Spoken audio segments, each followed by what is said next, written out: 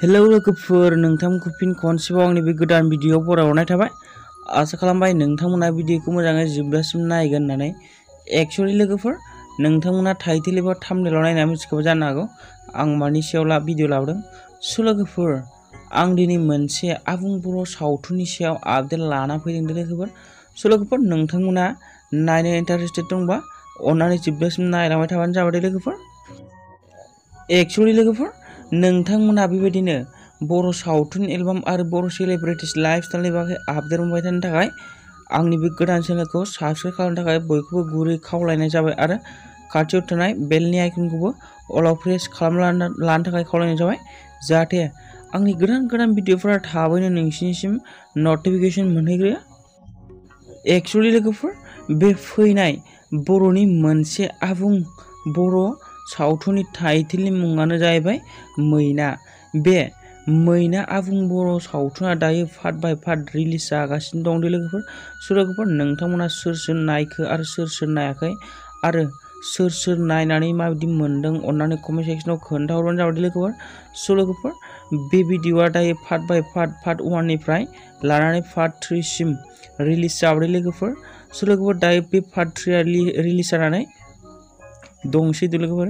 स' लोगोफोर, नोंथांमोना सोर बे पार्ट 3 आबुं बर' सावथुनखौ नुवाखै आरो नायाखै आरो सोर नायनो गोसो अन्नानै नायनो गोसोबा बे वेल फ्लावार्स इउटुब चेनेलाव थांनानै नायनो हागोन लोगोफोर।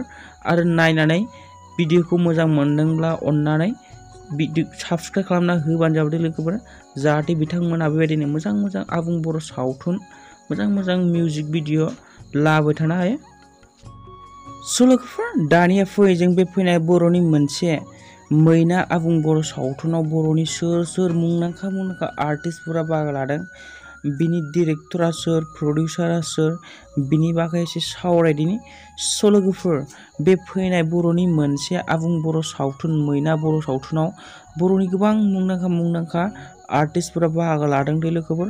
स' लोगोफोर, बिथांमोननि आर्टिस्टफोरनि मुंफोरानो जाहैबाय गाहाय फाव खालामदों मनालिसा हाज'वारि, सुरजित आरो बर'नि गोबां मुंदांखा फेस्ला आरो गोबां आर्टिस्टफोरानो बे मैना आबुं बर' सावथुनाव बाहागो लादों लोगोफोर। आरो बे महर फिल्म प्रडाक्सन बेनारजों दिहुनजानाय बर'नि मोनसे मैना आबुं बर' सावथुननि डिरेक्टरानो जाहैबाय बिथां गोजोन बर' आरो प्रडिउसखौ खालामदों काथिनाथ दैमारि बिथाङा खालामदों लोगोफोर। स' लोगोफोर, भिडिअ'आथ' जोबोद मोजां जादों लोगोफोर। स' लोगोफोर, आंथ' जोबोद मोजां मोनदों। नोंथांमोनासो माबायदि मोनदों अन्नानै कमेन्ट सेक्सनाव खोन्थाहरबानो जाबाय लोगोफोर। आरो नोंथांमोनाथ' बे भिडिअ'खौ गोबाङानो नायखाबाय जानो हागौ आरो अन्नानै खनसे इउटुब चेनेलावबो नायनानै हेफाजाब खालामना होबावबानो जाबाय लोगोफोर, जाहाथे बिथांमोना बेबायदिनो मोजां आबुं बर' सावथुन लाबोबाय थानो हायो।